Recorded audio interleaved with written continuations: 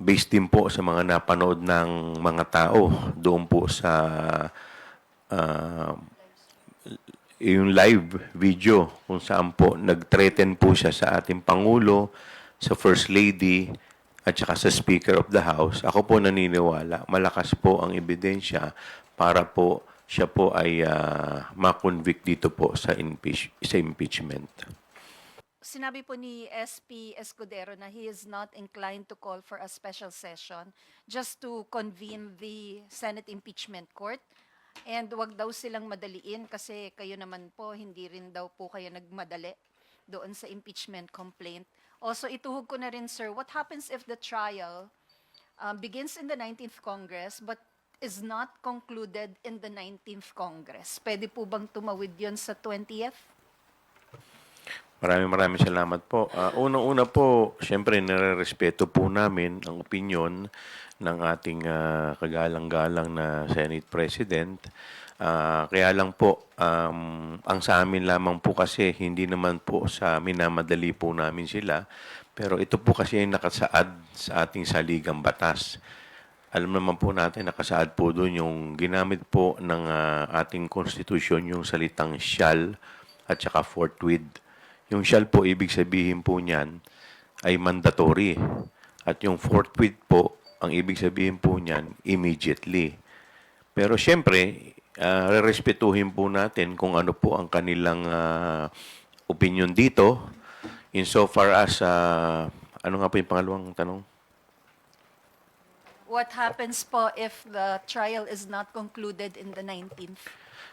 Ako po kasi, dalawa po kasi ang school of thoughts dyan. Pero kami po, ang paniniwala ko po, ang Senate po is a continuing body. Kaya po, kahit po simulan ito sa 19th Congress, po pwede pa rin po itong ituloy sa 20th Congress. Sir, I understand nakapag-meet na po kayo preliminarily, yung prosecution team. Kung kanya-kanya pong pili ng articles, alin po yung gusto nyo? Well, hindi pa po namin napag-uusapan yan, pero kasi dun sa Article 2 tsaka Article 3, ito po yung dumaan na sa committee ko. Kaya dito po tayo medyo familiar na po tayo sa dalawang articles na to. So if ever, sir, magpipilian, yun po yung kukunin nyo, 2 and 3. Kung yun po ang mapag-uusapan at kung ako po ibibigyan ng option, mas familiar na po ako sa 2 and 3. Opo. Sir, given the evidence na nakuha po ng committee ninyo dito sa House, are you confident that you will get a conviction in Articles 2 and 3? Well, unang-una po, gusto ko munang linawin, no? Ang impeachment po kasi, hindi po ito kagaya ng criminal case na proof beyond reasonable doubt. Kasi po dito sa impeachment po, ang tinitignan po natin dito, sabi nga po ni Justice Isagani Cruz, ang impeachment daw is a method of national inquest into the conduct of public men. So, ang ibig sabihin dito, ang tinitignan dito yung conduct ng mga nakaupo po na opisyal, lalong-lalo na yung mga impeachable officers, kung titignan po natin, dahil sila po, matataas po yung posisyon nila at yung conduct na hingi-hingi po ay dapat mataas din. Kaya nga po, pinili lamang kung ano po yan. So, in any event, pag na-convict naman po, hindi naman po sila makukulong dito. Although, syempre, hindi naman po ibig sabihin nun, hindi na sila po pwedeng kasuhan. Kaya po sa akin pong paniniwala, based po dun sa mga nailatag po namin sa committee hearing, based din po sa mga napanood ng mga tao doon po sa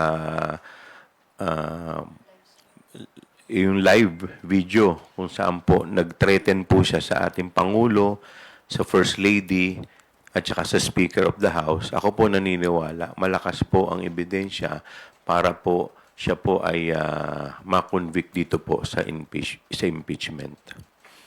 Thank you po, sir. Thank you. For the second question of the day, let us acknowledge Kenneth Basilio from Business World.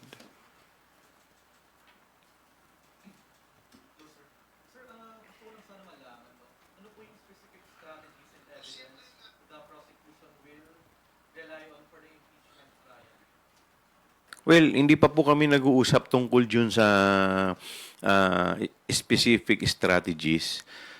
Dahil unang-una, marami pong mga private law firm na nagvo-volunteer po na tumulong.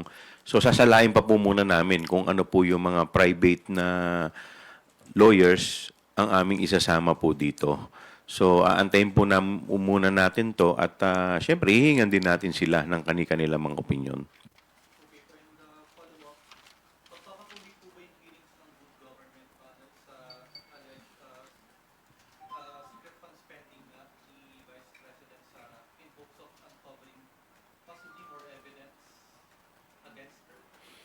Well, pag-uusapan pa po namin yan. But right now kasi nakatutok pa kami dito sa preparation.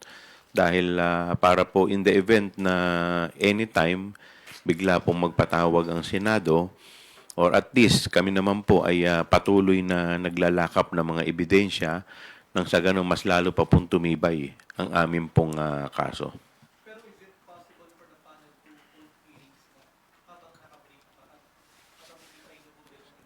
Pwede naman po. Hindi naman po kami barred from conducting committee hearings.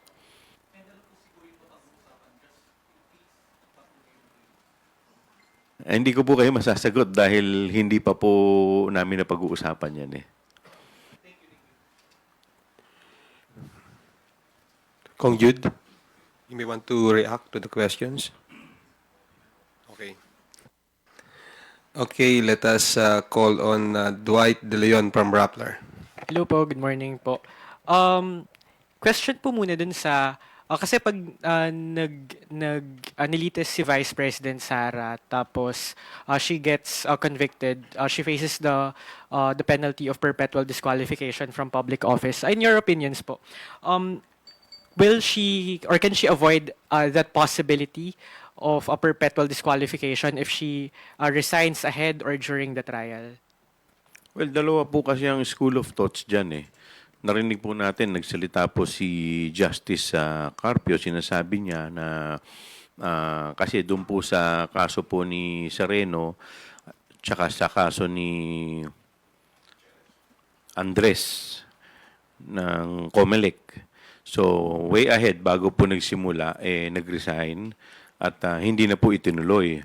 Pero sa amin po kasi, ang opinion po namin, doon po kasi sa prayer namin, dalawa po yung hinihingi naming relief. Una po, removal from office. At number 2, disqualification from holding public office. Now, kung titignan din po natin sa ating saligang batas, itong dalawa ring na ito ang talagang penalty.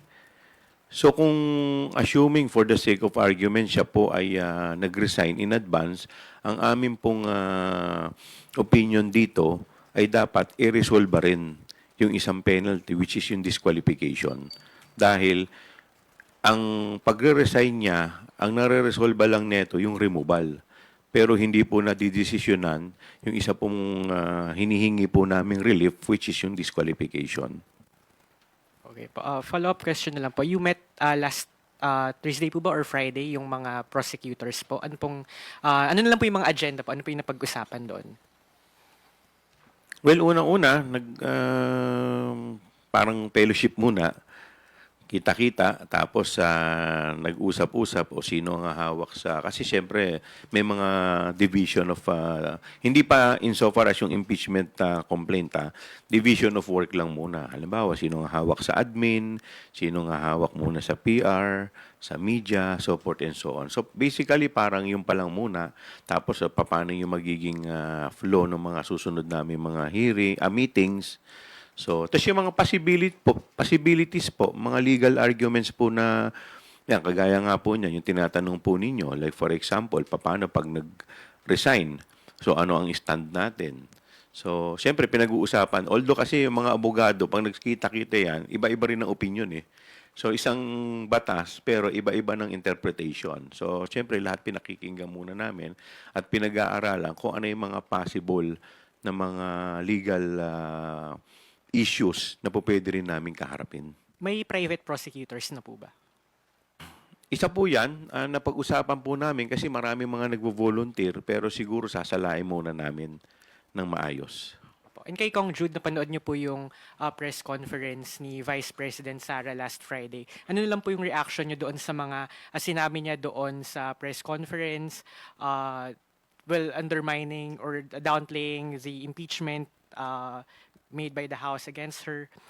Well, halata lang naman no na the press con was, for lack of a better word, it was staged to present na ang Vice Presidente ay hindi apektado sa mga issue ito.